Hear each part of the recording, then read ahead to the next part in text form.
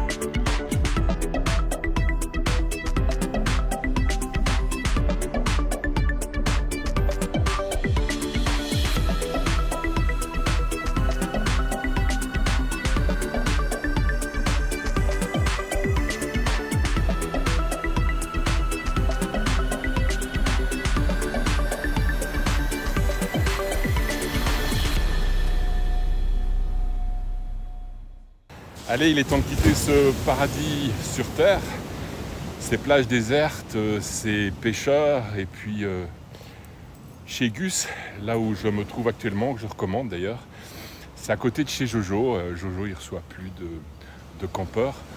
Alors juste à côté, il y a Gus, c'est Augusto, c'est un Italien.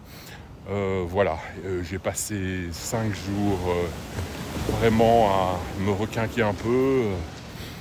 J'ai super bien mangé, il cuisine vraiment comme un Italien. Voilà, c'est très démocratique. Là, on s'en sort pour aller 30 € par jour, mais emplacement, nourriture, vin, boisson, tout compris. Voilà, donc c'est assez démocratique. En plus, c'est super sécurisé. Donc, je serais bien resté encore un petit peu plus longtemps.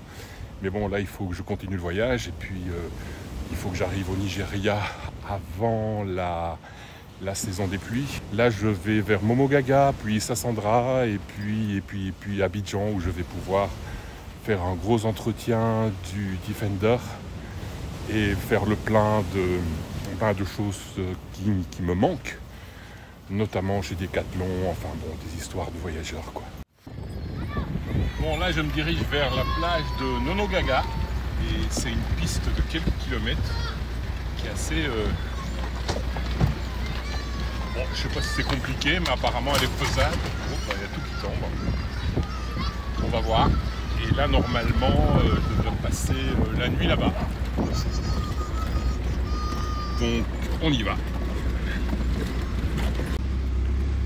Et le problème, c'est que je me suis déjà fait harpailler par 2 guides qui veulent absolument que je les emmène là-bas, alors que je sais très bien, pour avoir été conseillé par d'autres voyageurs, que en fait, on n'a pas besoin de guide pour y aller. Il paraît que la plage est fantastique. Là d'où je viens, c'était pas mal non plus, mais enfin, on verra. Moi, Je vais aller jusqu'au bout de la piste, on va venir à bout et puis ce sera la surprise.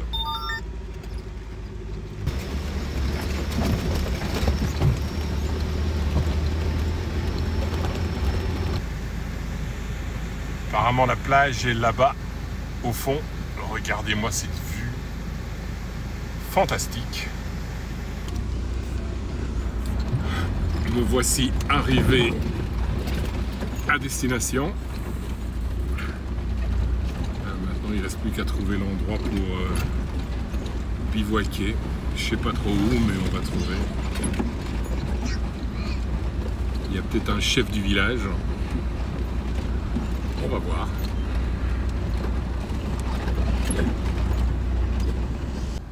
Allez, on a déjà acheté un ananas à 1000 francs. Autrement dit, 1,10 € l'ananas. Eh ben, je peux vous dire que la plage de Monogaga, c'est quelque chose. Autant là où j'étais, chez Gus, c'était superbe parce que c'était une plage vraiment déserte. Alors autant ici, c'est pas désert du tout parce qu'il y a un petit village là-bas au bout, je pense qu'on va le voir là-bas derrière. Le village est par là, on fera un tour tout à l'heure. Mais par contre, le paysage est aussi splendide. C'est vraiment dans une lagune. Et voilà, c'est tenu par Eric. Eric, vraiment sympa, qui est aux petits soins pour les gens qui viennent loger ici. En fait, on est au bord au fond de la lagune, il y a une lagune qui passe là derrière moi et puis qui se jette dans la mer à marée basse. Donc pour l'instant c'est marée basse. Quand ce sera marée haute, tout ça va se rejoindre. On a un coin d'ombre qui se trouve là-bas, voilà. Et puis voilà, Fred qui se trouve là. Je vais passer la nuit ici parce que demain je vais à Sassandra chez Jules.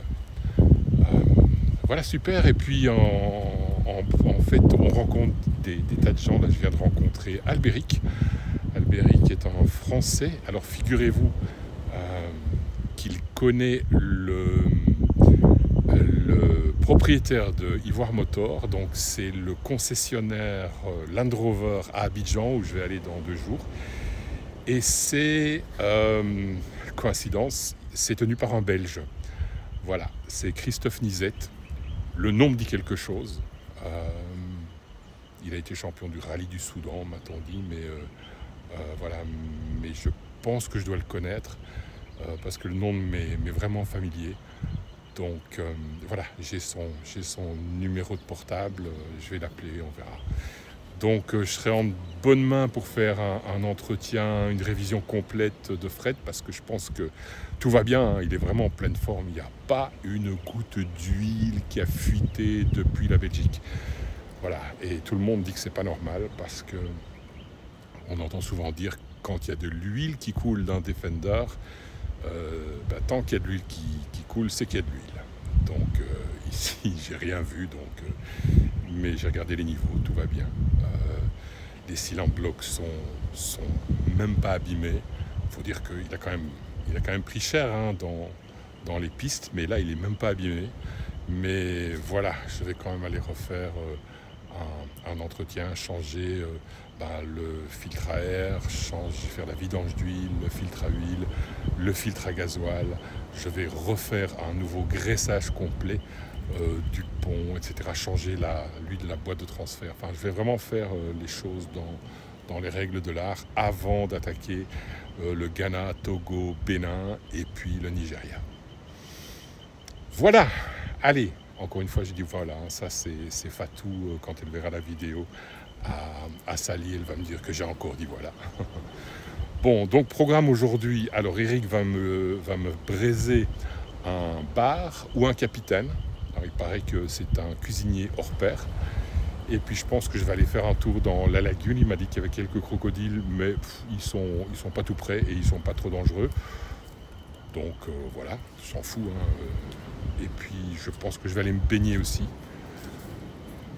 Et je sais pas si je vais pas rester 2 jours plutôt qu'un. On verra. En tout cas, je suis au paradis. Mes amis, c'est vraiment génial.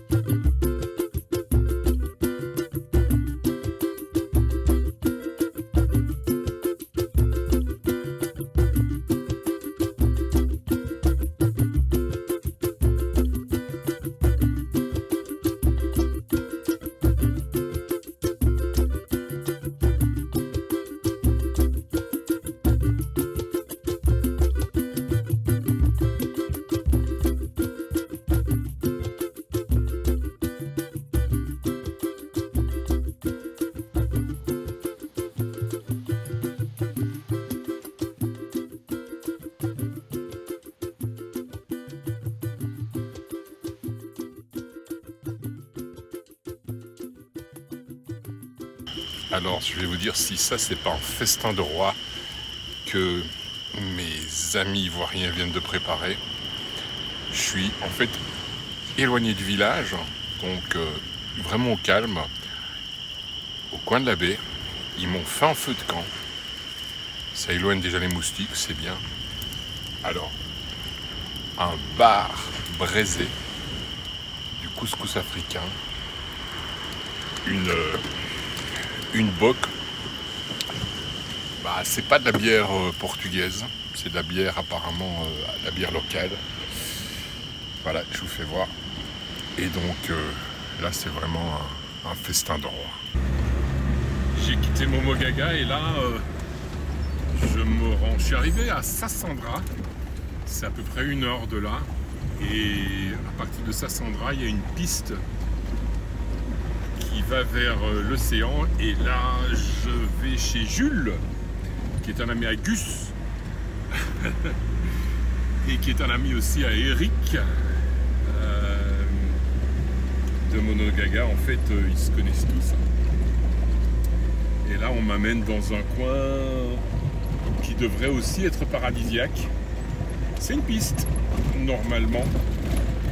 On va passer... je vais passer une dernière nuit, là près de l'océan, et puis je vais me rendre à Abidjan. Là, j'ai eu à nouveau un problème, j'ai pas pu démarrer, Fred. Il y a un problème d'arrivée, un problème électrique avec le démarreur, je sais pas vraiment ce qui se passe. Mais heureusement, il y avait un mécanicien près de la pharmacie où j'ai pris des médicaments préventifs contre le palu parce qu'il y a beaucoup de moustiques. Et puis voilà, ça démarrait pas, donc on va essayer de voir ce qui se passe. De toute façon, à Abidjan, j'ai un contact qui va essayer de bypasser le barillet. On va essayer de trouver une solution parce que c'est pas possible, c'est tout à fait aléatoire hein, le démarrage. Voilà, les batteries sont bonnes, les causes sont bonnes, tout fonctionne. Mais au moment où on tourne le barillet, enfin la clé dans le barillet, il n'y a pas de contact, il n'y a rien qui arrive au démarreur. Voilà donc, tout ça j'espère le régler à Abidjan.